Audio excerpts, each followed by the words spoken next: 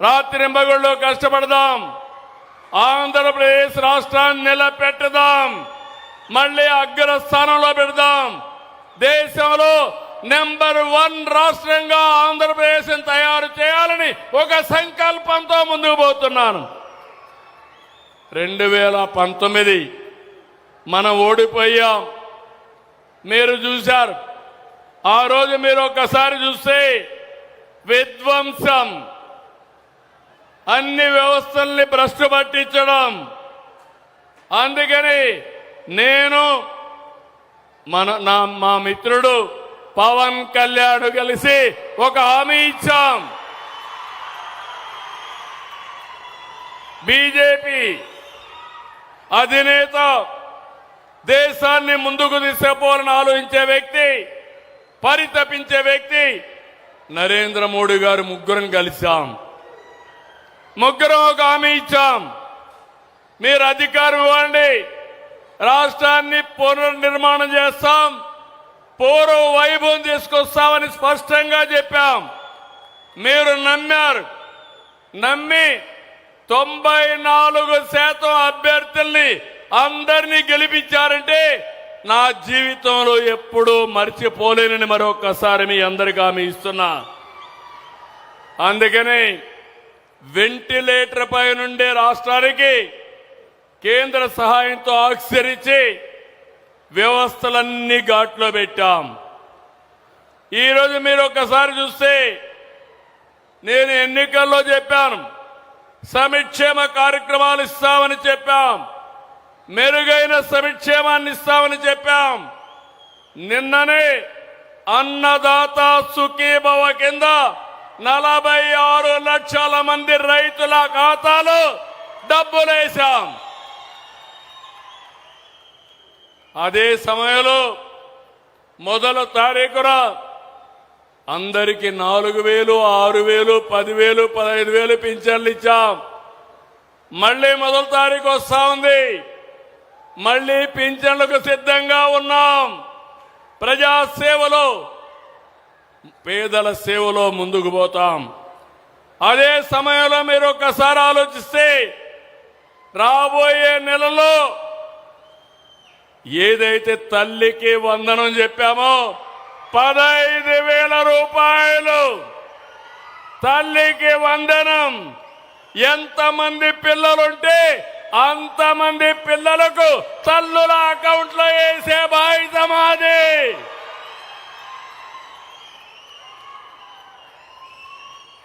నిద్ర లేచినప్పటి నుంచి రాత్రి వరకు ఒకటే ఆలోచన, ప్రజలకు ఏ విధంగా మంచి చేయాలి, మిమ్మల్ని ఏ విధంగా ఆదుకోవాలి అనేది, ఏ విధంగా ఇండస్ట్రీ తేవాలని నేను ఆలోచిస్తున్నా. సంపద ఎట్లా సృష్టించాలి, ఆదాయాన్ని ఎట్లా పెంచాలి, ప్రజలకు ఇబ్బందులు లేకుండా ఏ విధంగా ఆదుకోవాలో నేను ఆలోచిస్తున్నా. అయితే అదే సమయంలో గొడ్డలి పార్టీ రాత్రింబగళ్ళు కుట్రలు ఆలోచిస్తున్నారు. ఉదయం లేచి రాష్ట్రాన్ని కులం, మతం, ప్రాంతం, వర్గాల వారిగా విడదీసేలా రోజు విషయాన్ని గమ్ముతున్నారు. మీరు చూసుంటారు, నా రాజకీయ జీవితంలో చాలా మందిని చూశారు, కానీ కన్నార్పకుండా అబద్ధాలు చెప్పడంలో దిట్ట గొడ్డలి పార్టీ నాయకుడు. అవునా కాదా తమ్ముళ్ళని అడుగుతున్నా.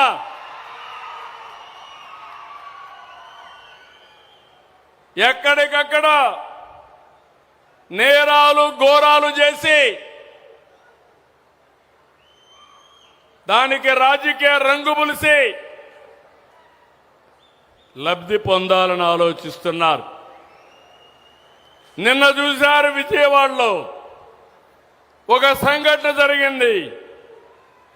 అక్కడుండే సిఐ కాపుని, బాధితుడు కాపుని, దానికి కూడా రాజకీయ రంగు పులిమి కులాన్ని అంటగట్టి పవన్ కళ్యాణ్ పైన ఇష్టానుసారంగా నోరు బారేసుకునే పరిస్థితికి వచ్చారు. అదే నేను చెప్పాను. కబద్దార్, జాగ్రత్తగా ఉండండి.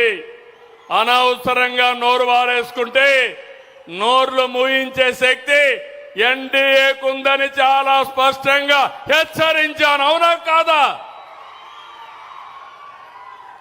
తమ్ముళ్ళు, మొన్నే మీరు చూశారు, 5 ఏళ్లు ఒక్క టీచర్ పోస్టు భర్తీ చేయలేదు. చేశారా? ఒక్క టీచర్ పోస్టు. జాబ్ క్యాలెండర్ అన్నారు, ఇచ్చారా? Job calendar. మెగా డిఎస్సి నేను మొదటి సంతకం పెట్టాను. ₹1 అవినీతి లేకుండా 16,000 మందికి ఉద్యోగాలు ఇచ్చిన ఘనత ఎన్డీఏ ప్రభుత్వానిది. పిల్లలు ఆనందపడ్డారు, చాలా తృప్తిగా ఉన్నారు, బాగా చదువుకున్నారు, కష్టానికి ఫలితం వచ్చిందని ఆనందపడే పరిస్థితికి వచ్చారు. కానీ సంవత్సరం తర్వాత గొడ్డలి పార్టీ కుట్ర చేశారు. పేపర్ లీక్ అయిందన్నారు. వాళ్ళు చెప్పినన్నిటికీ సవాల్ ఇసిరాం, సమాధానం చెప్పాం. మీకేదైనా డౌట్ ఉంటే మీరు రమ్మని కోరాం. కడాన హెచ్ఆర్డి మినిస్టర్ లోకేష్ గారు, గొడ్డలి పార్టీ అధినేత, రా నేను కూడా వస్తా, రికార్డులు తీసుకొస్తా, తాడో పేడో తేల్చుకుందామని సవాలు విసిరారు. ఈ పార్టీ మీకు తెలుసు, ఫేక్ పార్టీ అది, గొడ్డలి పార్టీ. కానీ దానికి రారు, మళ్ళీ మాట్లాడుతూనే ఉంటారు. దాన్నే మన పెద్దోళ్ళు అన్నారు వితండవాదం అని. వితండవాదానికి ఆన్సర్ ఉండదు. వాస్తవాన్ని నిరూపించడానికి సిద్ధంగా ఉన్నామని చెప్పాం. ఇప్పుడే మీరందరూ గుర్తుపెట్టుకోవాలి. ఆ రోజు మీరు చూస్తే ఓపీఎస్ సిపిఎస్ అని ఉద్యోగస్తులందరినీ పర్మనెంట్ చేయడానికి అడిగారు. అడిగితే ఆనాటి ముఖ్యమంత్రి గొడ్డల పార్టీ నేత చెప్పింది, అది ఎంత పని, 1 వారంలో చేస్తా అన్నాడు. ఎన్ని వారాలైన తమ్ముళ్ళు అని అడుగుతున్నా. నేనే 2003లో నేనే సమైక్య ఆంధ్రప్రదేశ్లో ఉద్యోగాలు ఇచ్చాను. ఆ రోజు డిఎస్ఏ పెట్టి ఉద్యోగాలు ఇస్తే దగ్గర 10,750 మంది పాత స్కీమ్లో సెలెక్ట్ అయ్యారు. టెక్నికల్ గా వాళ్ళకి తప్పుబడింది.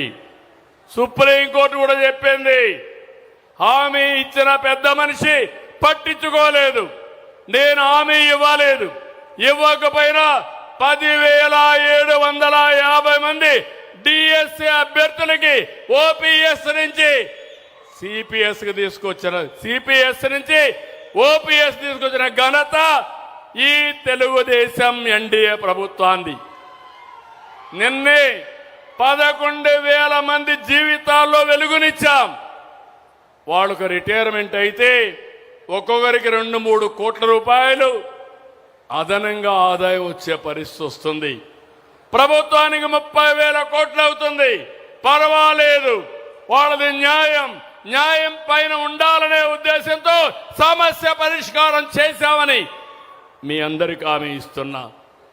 ఇలాంటి 1-2 కాదు, ఎన్నో సమస్యల్ని పరిష్కారం చేస్తున్నాం. నేను ఒకే విషయం మీరు గుర్తుపెట్టుకోవాలి, ఈరోజు వాస్తవాలుండవు. నేరాలు చేయడంలో గొడ్డలి పార్టీ చాలా సమర్థవంతులు. గంజాయి బ్లేడ్ బ్యాచ్లకి వాళ్ళు అండగా నిలుస్తారు. నాకు ఒక నమ్మకం ఉంది, రాయలసీమలో ముఠాల్ని పూర్తిగా అణిచివేసిన పార్టీ, అణిచివేసిన నాయకుడు నేనేనని మరొక్కసారి మీ అందరికీ గుర్తు చేస్తున్నా. 83లో మహాబలేశ్వర గుప్తా ఇక్కడ ఫ్యాక్షన్ రాజకీయాలకు బలైపోయాడు. ఆ తర్వాత కపట్రాల వెంకటప్ప నాయుడు కూడా ఇక్కడ ఈ యొక్క ముఠా రాజకీయాలకు గురైపోయారు. కానీ ఈరోజు దీనికి కారణాలు మీరు ఆలోచిస్తే వీళ్ళని వాడుకోవడం, వాళ్ళ దగ్గర నేరాలు చేయించడం, వాళ్ళని కాపాడుతామని నాటకాలు ఆడడం, తద్వారా ఫ్యాక్షన్లు క్రియేట్ చేసి రాజకీయ లబ్ధి పొందాలనుకుంటున్నారు. గొడ్డలి పార్టీకి విధ్వంసమే విజన్, ఫేక్ ప్రచారమే విధానం, రప్ప రప్ప రాజకీయాలే మేనిఫెస్టో. ఎప్పుడన్నా చూసారా తమ్ముళ్ళు? ఎక్కడన్నా కానీ ఒక పోస్టర్ ఉంటే ఆ పోస్టర్కి జంతు బలిచ్చే పరిస్థితి ఎక్కడన్నా చూసారా తమ్ముళ్ళు అని మిమ్మల్ని అడుగుతున్నా. మాట్లాడితే మళ్ళీ మేము వస్తాం, గొడ్డలు తీసుకొని రప్ప రప్పాలాడుతా ఉంటే చూడడానికి ఎన్డీఏ సిద్ధంగా లేదని హెచ్చరిస్తున్నా. నాటి బాబాయి మర్డర్, మొన్నటి పాస్టర్ రోడ్డు మీద ప్రమాదం, నిన్నటి సింగయ్య కారు కింద తొక్కించుకొని పోవడం అన్ని కుట్రలే. తిరిగి ఎదుటి వాళ్ళపైన వేయడం, బాబాయిని అతి దారుణంగా చంపి ఆ నేరాన్ని నా మీద ఒక ముఖ్యమంత్రి మీద పెట్టాడంటే, ఒకరోజు టైంలోనే ఆ గొడ్డలి కత్తి నా చేతిలో పెట్టి నారాసుర రక్త చరిత్రని పెట్టగలిగాడంటే ఎంత ప్రమాదకరో ఒకసారి మీరు ఆలోచించుకోండి. అందుకే మిమ్మల్ని అందరినీ అడుగుతున్నా, గొడ్డలి పార్టీకి భవిష్యత్తు లేదు. గొడ్డలి పార్టీ ఏం చేసిందో చెప్పగలదా అని మిమ్మల్ని అడుగుతున్నా. సీమలో ప్రాజెక్టులు పూర్తి చేసింది మేము, ఫ్యాక్షన్ అంతం చేసింది మేము, డ్రిప్తో 90% సబ్సిడీ ఇచ్చి హార్టికల్చర్ పూర్తి చేసింది మనం, పరిశ్రమలు తెచ్చింది మనం. ఈరోజు రాయలసీమలో నేషనల్ హైవే చూశారు.